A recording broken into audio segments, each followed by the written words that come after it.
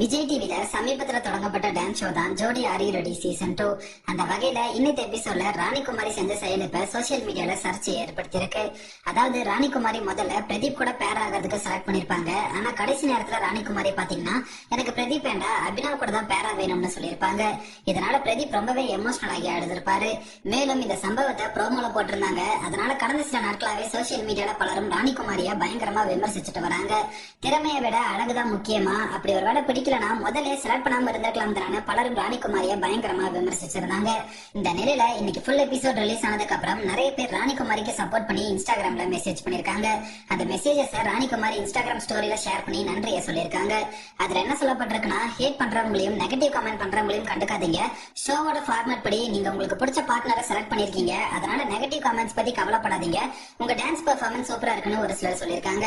அது ராணிகுமாரி Instagram ஸ்டோரியில share பண்ணி நன்றியை சொல்லியிருக்காங்க. இதை தொடர்ந்து சாண்டி மாஸ்டரும் பாத்தீங்கன்னா ஷோவோட ஃபார்மேட் படி அவங்களுக்கு பிடிச்ச பார்ட்னரை சூஸ் பண்ணிருக்காங்க. அதனால அவங்களை தப்பு சொல்ல வேண்டாம், ஆனா ஒரு நல்ல டான்ஸரோட வாய்ப்பை எடுத்துடக்கூடாதுன்னு சொல்லி சேனல் கிட்ட பேசி பிரதீப் கூட டான்ஸ் ஆடுறதுக்கு ஒரு பார்ட்னரை கொண்டு வர சொல்லியிருந்தாரு.